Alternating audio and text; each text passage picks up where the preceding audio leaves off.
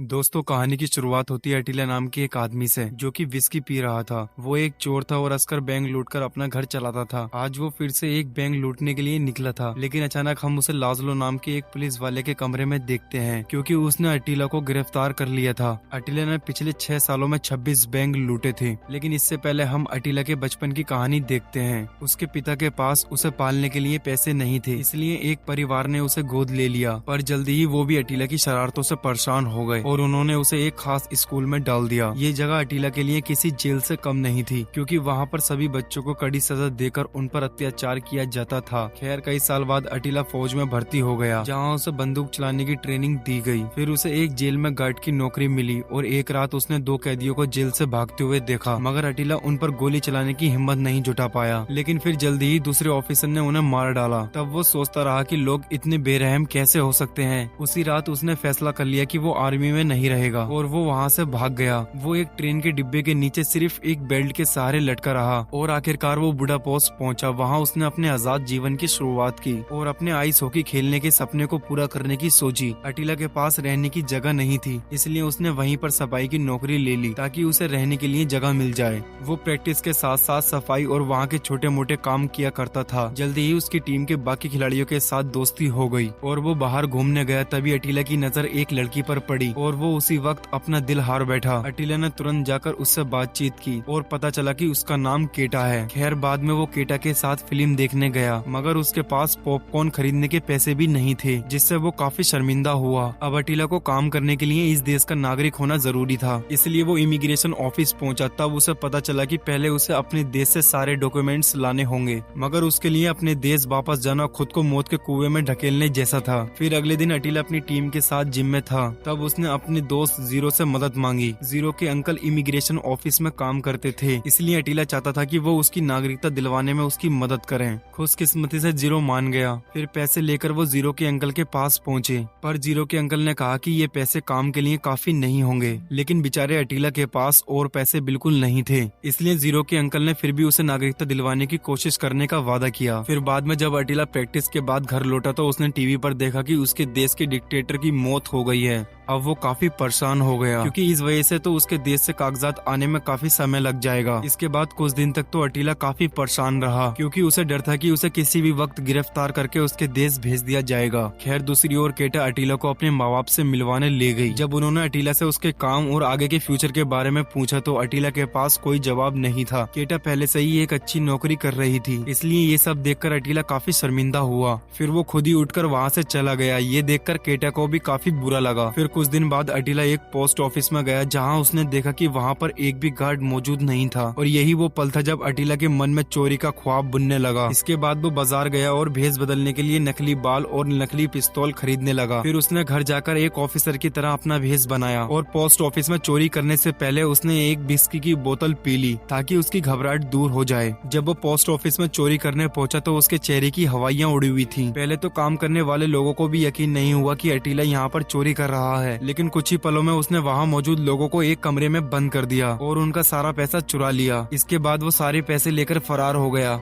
वो सीधा ट्रेन की सुरंगों की ओर भागा ताकि कोई भी सुराग पीछे न रह जाए। साथ ही उसने अपने जूते और कपड़े भी उतार फेंके। आखिरकार जब वो घर पहुंचा तो उसने देखा कि उसने काफी सारे पैसे चुरा लिए थे। तब से ही अटीला इन पैसों से अय्यासियां करने लगा और उसने अपने दोस्त का उधार भी चुका दिया और उससे रुका नहीं गया और उसने गाड़ी भी खरीद ली। आखिरकार वो कई महीने बाद केटा से मिला। जब केटा ने उससे पूछा कि वो इतने दिनों तक कहाँ था, तो उसने जवाब दिया कि वो पैसे कमाने की कोशिश में जुटा हुआ था ताकि वो केटा के माँ बाप को दिखा सके कि वो निकम्मा नहीं है। ये सुनकर केटा बहुत ही खुश हो गई। बाद में जब अटीला हॉकी की प्रैक्टिस से घर वापस आया तो अचानक उसके कुछ दोस्त उससे मिलने आए। पहले तो उन्हें लगा कि अटीला ने कोई बैंक लूटा है, पर अटीला ने बात घुमा दी कि उसने भालू की खाल बेचने का एक नया बिजनेस शुरू किया है, उसी से आए हैं ये पैसे। खैर, फिर कुछ ही दिनों बाद उसने सारे पैसे उड़ा दिए और अटीला इससे भी बड़ी चोरी करने के बारे में सोचने लगा। जल्दी ही उसने काम शुरू कर दिया और इस बार उसने प्लान बनाया कि वो एक मोटर बाइक से भागेगा। लेकिन जब वो बिल्डिंग में चोरी करने पहुंचा तो उसने ध्यान नहीं दिया कि वहाँ एक सिक्योरिटी गार्ड भी मौजूद था। जैसे ही वो चोरी करके बाहर निकला तो उसकी नजर सिक्योरिटी गार्ड पर पड़ी। अटीला तुरंत वहाँ से भाग निकला, लेकिन फिर कुछ ही पलों में उसे एक गाड़ी ने जोरदार टक्कर मार दी। अटीला फिर से उठकर भाग निकला, लेकिन फिर जल्दी ही सिक्योरिटी गार्ड भी उसके पीछे पड़ गया। आखिरकार अटीला एक नदी में कूदकर बच निकला। उस दिन के बाद से अटीला लगातार चोरियां करने लगा और जल्दी ही वो बैंक लूट कर अमीर हो गया। मगर एक बार चोरी करने से पहले वो एक विस्की की बोतल जरूर पीता था और चोरी के बाद निशानी के तौर पर बोतल वहीं छोड़ जाता था। इसी वजह से जल्दी ही वो विस्की बैंडिट के नाम से मशहूर हो गया। एक बार अटीला केटा को वर्ल्ड टूर पर ले गया। जब इंस्पेक्टर लाजलो ने अटीला की कहानी सुनी तो वो सोच में पड़ गया कि अटीला जैसा चोर भी पूरी दुनिया घूम सकता है और उसके जैसा ईमानदार ऑफिसर आज तक देश से बाहर तक नहीं जा सका। खैर फिर हम अटीला की कहानी को आगे देखते हैं, जहाँ वो अपनी हॉकी टीम के साथ वापस ट्रेनिंग कर रहा था। वहीं उसकी मुलाकात कोच के बेटे गाजा से हुई। गाजा अगले मैच में अटीला के साथ खेलने वाला था। इधर अटीला एक और चोरी करके फिर से भागने में कामयाब रहा, लेकिन इस बार पुलिस काफी चौकन्नी थी और उन्होंने सड़कों पर पहरा बढ़ा दिया था। इसलिए अटीला को मजबूरी में बैंक की बिल्डिंग की छत पर जाकर छुपना पड़ा, पर जल्दी ही उसे नींद आ गई और अगली सुबह उसकी आंख खुली तो वो बड़ी ही चालाकी से वहाँ से भाग निकला। अब अटीला कोई छोटा मोटा चोर नहीं बल्कि मशहूर विस्की बैंडिट बन चुका था। इन पैसों से वो कई बार गरीबों की मदद भी किया करता था।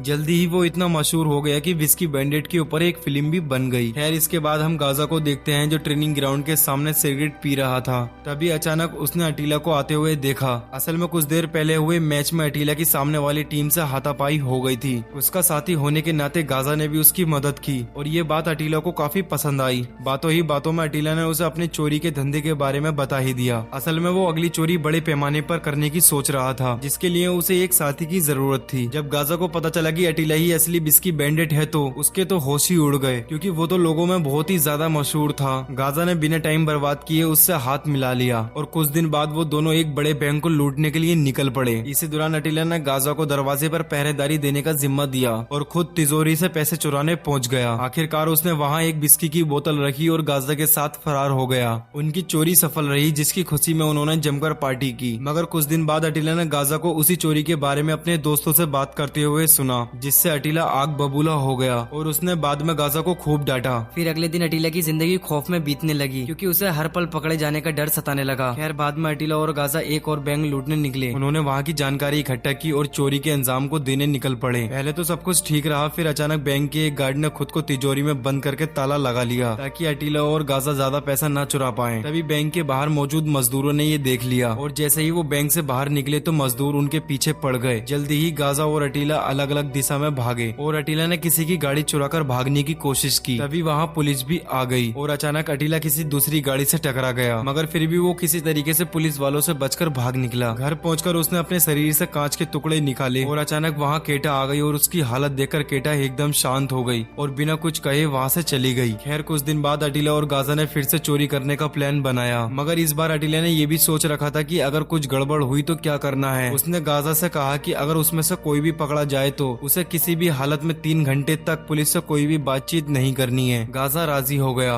और कुछ दिन बाद वो एक बड़े बैंक में चोरी करने पहुंचे। अटीला ने गाजा को दरवाजा बंद करने के बाद लोगों को बंदी बनाने को कहा ताकि वो खुद पैसे लूट सके, मगर जैसे ही वो काम खत्म करके निकले तो अचानक उन्होंने देखा कि पुलिस ने उन्हें चारों तरफ से घेर लिया था। अटीला ने दरवाजे पर गोली चला दी, जिस वजह से वहाँ भगदड़ मच गई, मगर अंत में गाजा पुलिस के हाथों पकड़ा गया और अटीला फरार होने में कामयाब रहा। अब गाजा जानता था कि उसे पुलिस से 3 घंटे तक कोई भी बात नहीं करनी। जब पुलिस वालों ने उससे पूछताछ करने की कोशिश की तो उसने अपना मुंह तक नहीं खोला। उधर अटीला गाजा को पुलिस से बचाने की कोशिश में लगा हुआ था। इधर पुलिस वालों ने गाजा को खूब पीटा, मगर वो अटीला के आने का इंतजार करता रहा। अचानक गाजा ने पूछा कि टाइम क्या हुआ है, तो इंस्पेक्टर लाजलो समझ गया कि गाजा किसी के आने का इंतजार कर रहा है। फिर लाजलो ने अपने आदमियों से कहकर गाजा को एक दूसरे कमरे में भेज दिया, जहाँ की घड़ी बहुत तेजी से चल रही थी। जब गाजा ने देखा कि 3 घंटे से ऊपर हो चुके हैं और अटीला अब तक उसे छुड़वाने नहीं आया, तो उसने खुद ही पुलिस को अटीला के बारे में सारी सच्चाई बता दी, जिसके बाद पुलिस ने जल्दी ही अटीला को भी गिरफ्तार कर लिया। जिसके बाद केटा अटीला से जेल में मिलने आई तो पता चला कि वो किसी और आदमी के साथ रहने लगी थी, क्योंकि वो अटीला के हाथों बार बार अपना दिल तोड़वाकर अब थक चुकी थी। अब अटीला एकदम अकेला महसूस कर रहा था। आखिरकार अटीला और लाजलो आमने सामने आए और लाजलो ने उससे वादा किया कि वो उसे कड़ी से कड़ी सजा दिलवाकर रहेगा। बाद में अटीला अपने जेल के कमरे में पहुंचा तो वो शांत नहीं बैठा। उसने एक केबल निकाली और उसके सहारे जेल से भागने की कोशिश की। काफी कमरे पार करने के बाद वो खिड़की से भागने ही वाला था कि पुलिस को खबर मिल गई और उन्होंने अटीला को पकड़कर फिर से जेल में डाल दिया। लेकिन अटीला ने सोच लिया था कि वो अपने देश से इतनी दूर इतना मुश्किल सफर पार करके यूं ही जेल में कैद होने के लिए नहीं आया। वो किसी भी हाल में यहाँ से भागकर रहेगा। क्या अटीला का पकड़ा जाना सही था? आप इसके बारे में क्या सोचते हो? नीचे कमेंट करके जरूर बताना। और ये वीडियो यहीं पर खत्म होती है, और वीडियो अच्छी लगी तो वीडियो को लाइक और चैनल को सब्सक्राइब जरूर करना।